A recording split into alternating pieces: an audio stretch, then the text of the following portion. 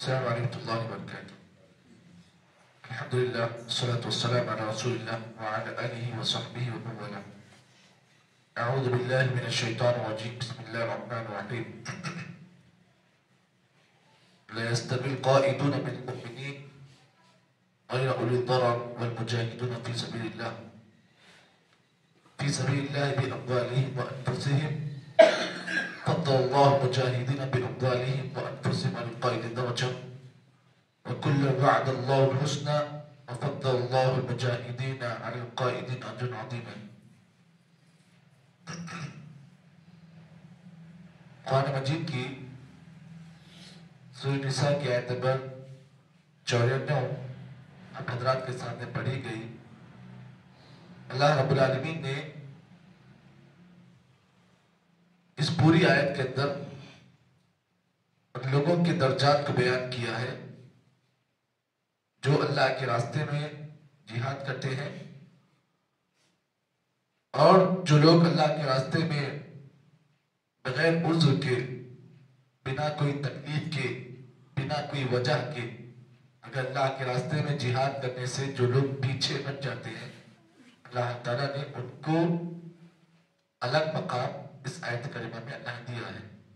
سب سے پہلے آیت کے ترجمے پر غور فرمائیں. اللہ تعالیٰ نے فرمایا لا يستوي القائدون من المؤمنین غیر اولی الضرر.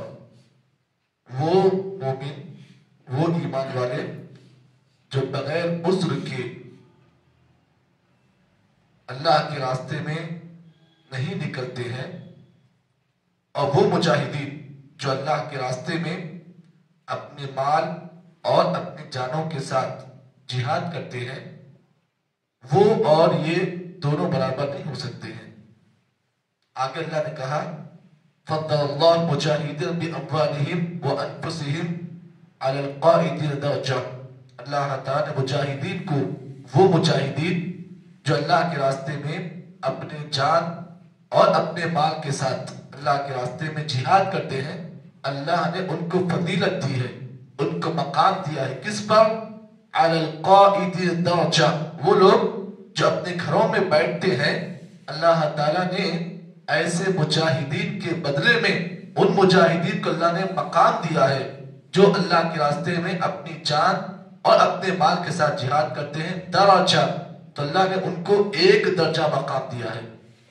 آگے اللہ نے کہا وَكُلًّا وَعَدَ اللَّهُ الْحُسْنَى. اور اللہ تعالیٰ نے ہر ایک کے ساتھ اچھا وعدہ اللہ نے کیا ہے. فَضَّلَ اللَّهُ الْمُجَاهِدِينَ عَلَى الْقَائِدِينَ أَجْرًا عَظِيمًا. اللہ تعالیٰ نے مجاہدین کو بیٹھنے والوں پر اجر عظیم کو اللہ نے تیار کر رکھا ہے. اجر عظیم سے مراد جنت ہے. آگے اللہ تعالیٰ نے آگے والی آیت میں فرمایا درجات منہ ومغفرۃ ورحمہ.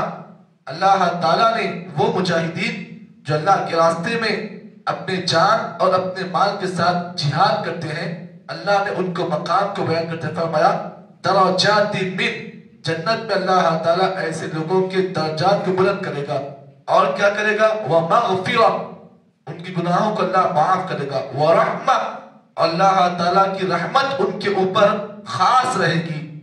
وَكَانَ اللَّهُ غَفُورًا رَحِيمًا، اور اللہ تعالیٰ معاف کرنے والا اور رحم کرنے والا ہے. دیکھیے قرآن مجید کی اس آیت میں اللہ تعالیٰ نے وہ لوگ جو اللہ کے راستے میں اپنی جان اور اپنے مال کے ساتھ جہاد کرتے ہیں، ان کے لیے اللہ نے 3 ثواب بیان کیے ہیں. ایک تو پہلا ثواب درجات کو بلند کرے گا. دوسرا ثواب کیا ہے؟ گناہوں کو معاف کرے گا. تیسرا ثواب اللہ تعالیٰ کی رحمت ان کے ساتھ خاص رہے گی. اب یہاں پر آپ دیکھیں ایک آدمی ہے جو اللہ کے راستے میں بغیر عذر کے، بنا کوئی تکلیف کے اللہ کے راستے میں جہاد نہیں کر رہا ہے، اپنے گھر میں بیٹھا ہوا ہے. اس کے برخلاف ایک آدمی ہے جو اللہ کے راستے میں اپنے جان اور اپنے مال کو نچھاور کر رہا ہے اور نچھاور کر کر اللہ کے راستے میں جہاد کر رہا ہے. تو دونوں ایک نہیں ہو سکتے ہیں. ہاں دونوں انسان ہیں لیکن دونوں کا مقام الگ الگ ہے. کیوں؟ یہ یہاں بیٹھ کر عذر میں ہے یہ، لیکن وہ آدمی جو ہے اللہ کے راستے میں جہاد کرنے جا رہا ہے. اور آپ جانتے ہیں جہاد کرنا کوئی معمولی بات نہیں ہے، بہت بڑی بات ہوتی ہے. اپنی جان کا سودا کرنا، اپنے مال کا سودا کرنا. ارے اتنی سردی میں، اتنے سرد سرد مقام پر بھی اتنے سردی میں اگر کوئی آدمی اٹھ کر نماز پڑھ رہا ہے تو یہ بھی بہت بڑا مجاہدہ ہے جی. ٹھنڈے پانی سے وضو کرنا اور اتنی سردی میں آنا یہ بھی بہت بڑا مجاہدہ ہے.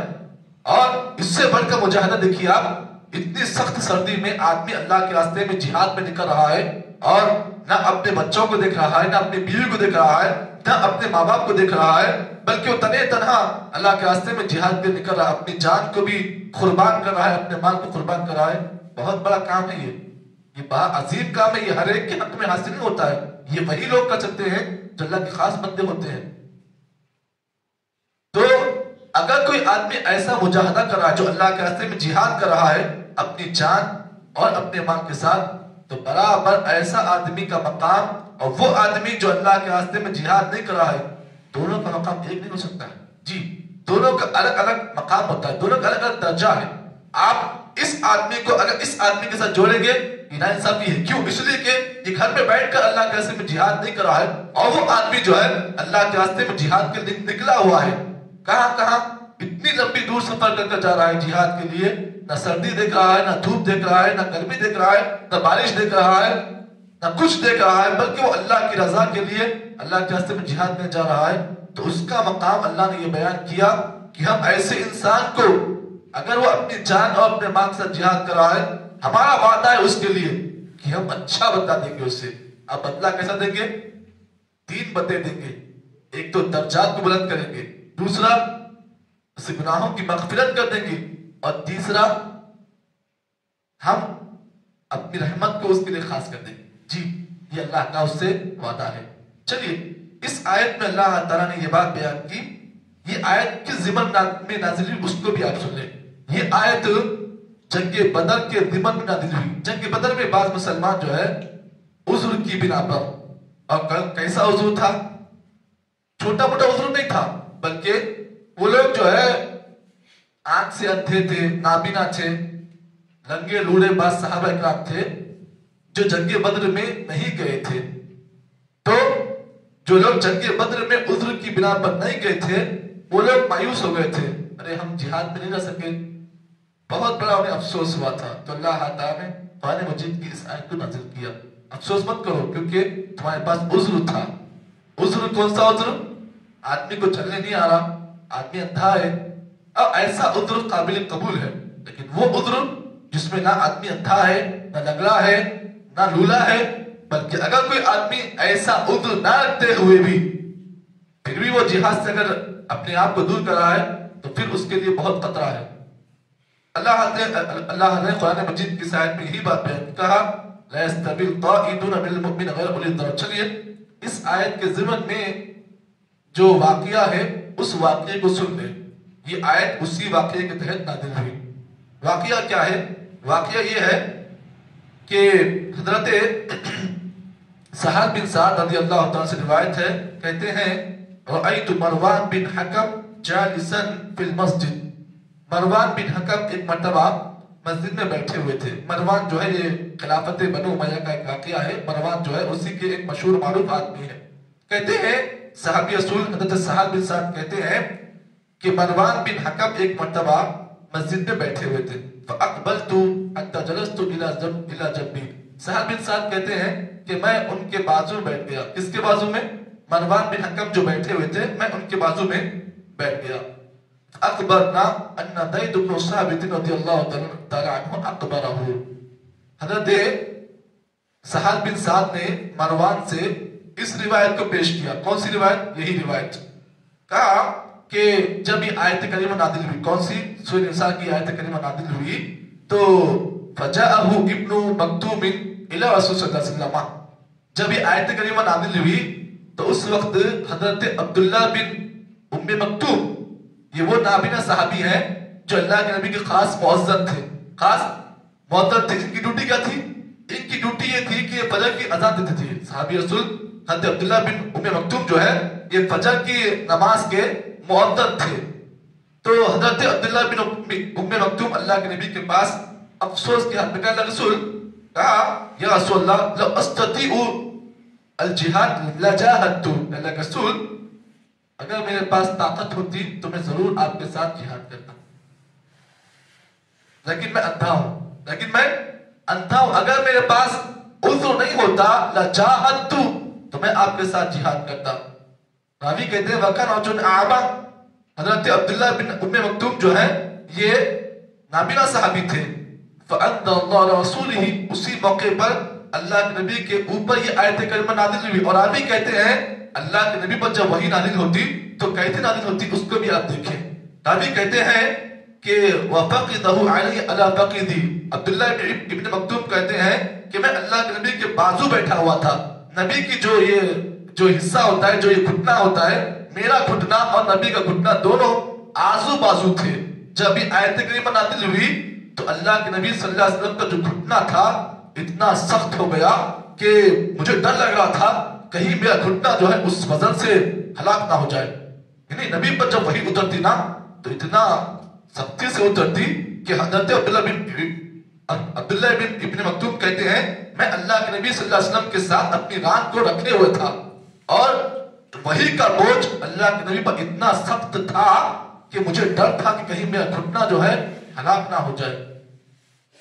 تو نبی اکرم صلی اللہ علیہ وسلم پر وحی جب اترتی تھی تو اس سختی کے ساتھ اللہ نبی پر وحی اترتی تھی۔